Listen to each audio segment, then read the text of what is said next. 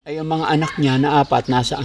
Bali, inampun na po. Pag lumalapit daw nga po si Nanay Cerise, kinakahiya daw siya ng mga anak niya. Ay, bakit? Dahil daw po sa kanyang itsura. Nakikita mo yung mga anak mo, Nay? Hindi ka pupunta sa anak mo para magsama-sama kayo, Nay?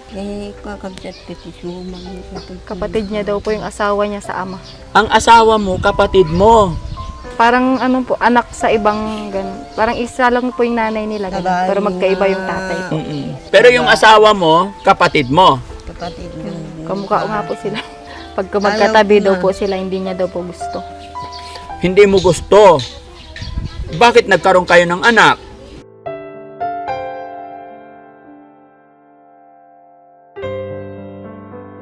Daddy Frankie, tayo na'y tumulong, kaagapay mo.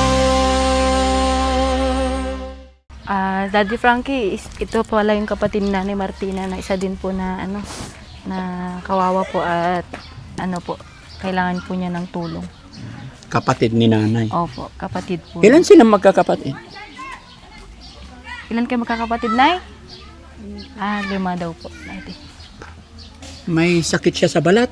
Opo, yun nga po yung parang nakakalungkot, yung kwento nga po ni Nanay Daddy Frankie, nilalayuan daw po siya, iniiwasan daw po siya ng mga tao, dahil na din po sa kanyang itsura, saka yung parang nasa balat niya po, na nakakahawa daw po. Nakakahawa yung balat niya? Opo. Bakit? Anong sakit ni Lola? Yung parang, hindi ko alam, yung parang susugat po na ano, Psoriasis? o parang ganun po. Nay, okay ka lang? Kumusta ka po? Ano pangalan mo po? Imelda. Ilang taon ka na po, Nanay Imelda? Hindi ko naman. Hindi mo na alam? Ilan po anak nyo? Apat na. Asaan ang asawa nyo po? Yung magpila kami doon sa bundok. Po? Doon bundok. May asawa daw siya. Opo, pero hiwalay na sila, sir. So, saan siya nakatira? Wala po, sir. Lapit kami dito kami. Palakad-lakad po yan, sir. Palakad-lakad? Opo, pag nakikita ko minsan sa doon, sa amin, binibigyan ko siya ng pagkain, ganun po. Saan matutulog? Kung saan lang din po siya gagabihin, kakalakad, sir, ganun. Sa daan, kung daan, ganun po. Ay, yung mga anak niya na apat, nasaan? Bali, inampun na po. Pag lumalapit daw nga po si Nanay Cerise, kinakahiya daw siya ng mga anak niya. Ay, bakit? Dahil daw po sa kanyang itsura. Nakikita mo yung mga anak mo, Nay?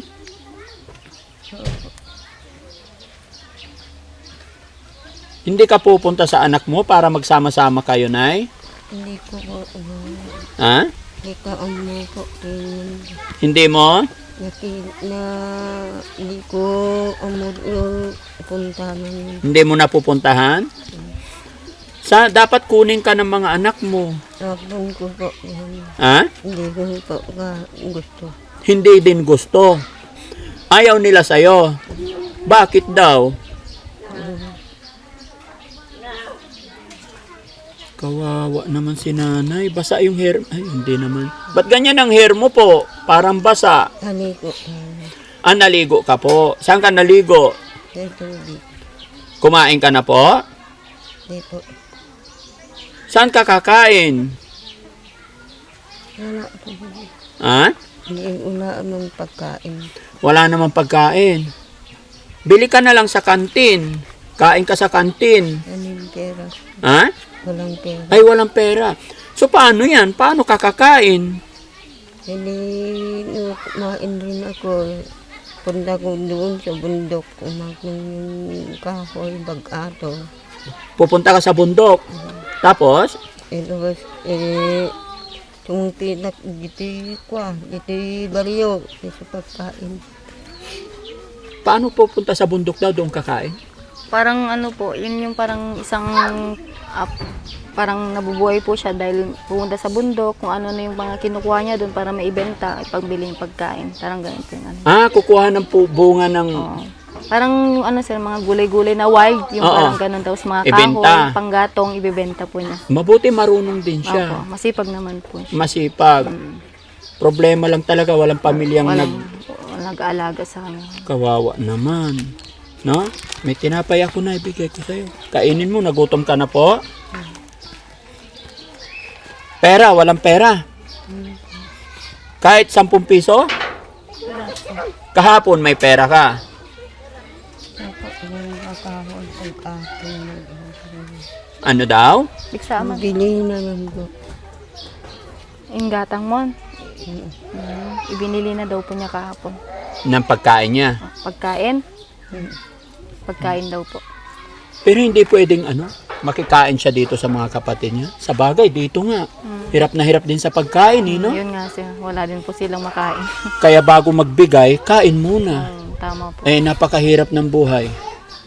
Kaya nga po. Nay, bigyan kitang pagkain. Pera mo, bili ka pagkain mo, ah. Ha? Marunong ka rin sa pera, Nay? Medyo dakilmit na 300 o 200. Ano ko bilangin. So, may 1,000. Hindi ko ang mga. Ano daw? Pag nasa 200 pesos, ganun po sir, marunong naman daw siya, pero pag nasa 1,000 na daw, hindi na daw niya po alam. Pagpa 100. Opo, alam niya po. Alam niya. Hanggang saan ang natapos mo, Nay? Aral? Hanggang pag-score, pag-grade 1. Grade 1. Ano sila? Ay, ganun. Ano? Wala naman siya, wala po silang lahi. Ganyan po talaga itsura nila. Ba't ganyan po ang mukha ni Nanay? Hinatay ko na sa mukha. Ha? Sa mukha ko si tatay. Kamukha mo si tatay. Anong lahi sila? Di ba kapsat mo di asawam? Kakabsat ko si Suman. Kapatid niya daw po yung asawa niya sa ama. Ano? Sorry? Kapatid niya Yung yung... asawa niya po, kapatid niya sa asawa ama. ko, kapatid ko nung Suman Sa sa ama. ama. Ang asawa mo, kapatid mo. Putos ni nanay ko sa bari. Utos ng nanay niya. Parang po, anak sa ibang parang isa lang po yung nanay nila, ganun. Babae Pero magkaiba yung na- tatay po. Mm-mm.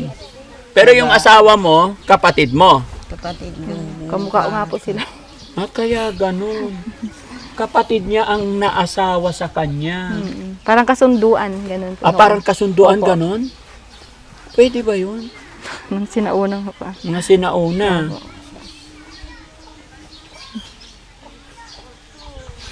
Grabe, no? Sino nag-utos yun? Nanay nyo? Na asawahin ng kapatid? Hinatay ko. Ha? Tatay. Si tatay. Ba't ganun? Para hindi na lumayo, ganun? Hindi ko alam. Diwa na wala nang hindi ka masabali yung asawa sa akin.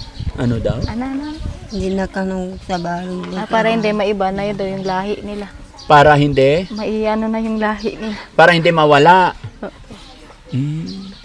Parang sinaunang tao talaga, native na native. So yung anak nyo ng kapatid mo, 4. Nagkaroon kayo ng 4 na anak. Isa ka, nakimatan yung guroon. Nakatay yun sa bulo. Namatay?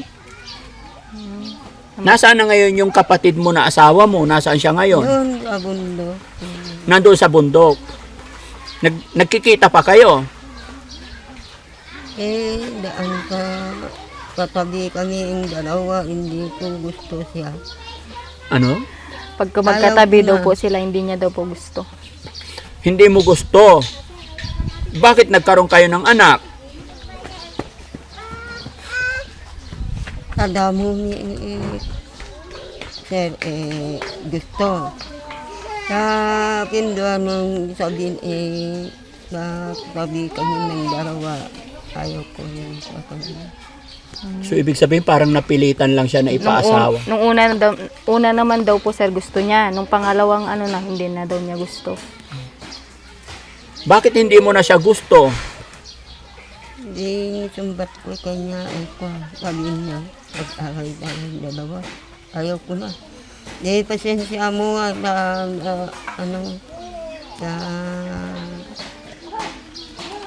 Naumarin ako sa kanya, sabi ko. Naumarin ako, ikaw, ako. Hindi ko naintindihan. Naumarin ako sa kanya. Nagsawa daw po, sir. Nagsawa daw po si nanay dun sa asawa niya. Nagsawa ka rin sa asawa mo. Oo. Pero paano yan? Hindi mo alam kung ilang taong ka na, Nay. Hindi ko alam mo. Hindi mo alam. Pero kumbaga, pinaka-native na tao, ano? Sige, Nay, ha? Bigyan kitang pera, Nay. No? Ingatan mo yung pera mo, ha? Walang tsinelas. Dati ko doon sa kubo. Ha?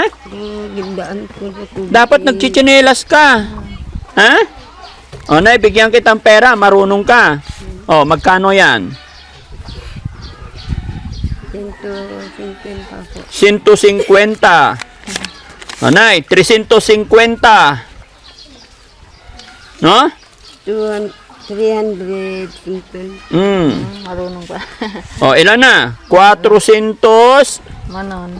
Mano amin? 450 po. O. 470. Ilan na yan, Lai? 400. Ha? Senta po. 470. Ang galing ni Nanay. Sino nakakaalam ng mga ganong ano? Parang iba Espanyol. Di ba? Oo. 200, 300, 450, 470. Di ba? 5 lasos por todo. Oh. Araw man tayo lang, piano 5 lasos, tan 70. Oh, bigara na, bilang mo. Bilang. Pero bilang kutan, 5 lasos tan 70. Oh, sige. Tignan natin kung marunong si Nanay magbilang. Yung mga cameraman ko, hindi na nila alam yung pagbibilang namin. No. Ano? Mano amin, Nay? 5 gasot, 50. 5 gasot, 70 pesos. Happy na? Anong gagawin mo sa 5 gasot, oy? Thank you very much. Thank you very much. Yun ang napakasarap, no, na marinig. Kahit mga ganyan sila, marunong silang mag-thank you. Nay, thank you kay God, ha? Laban lang. Ito yung mga kawawa, mga kababayan, walang alam sa mundo, hindi talaga nakapag-aral. Kaya nakakaawa. Nay, dagdagan ko pa, Nay, pero ingatan mo, ha? Oh, madami na. Sabi niya, mga kababayan, pag 1,000, hindi na raw niya kayang i-manage. So sana maingatan mo, Nay, ha? Pag nagkita tayo ulit, bigyan ko ulit ikaw ng pera. O, mano amin? Kaya pa bilangin? 800. 1,170. No? Itago mo para hindi nila kunin, ah? Bulsa mo. May bulsa ka? Oh. Ay, very good. Yan. Nakakaawa, mga kababayan. No? So, yun, mga kababayan, mga kabarangay, maraming salamat na naman po. At isa rin si Nanay na nakita natin, bagamat si Nanay daw ay pagala-gala, walang bahay. At ang nakakagulat at nakakaawa dito, may anak naman siyang 4, pero ayaw daw sa kanya. Gaano nga ba kahirap yung ganun, mga kababayan, no? At ang kanyang naasawa ay kapatid niya mismo. No? Nay, sana magkita tayo ulit. Mag-ingat ka po. Babay tayo, Nay.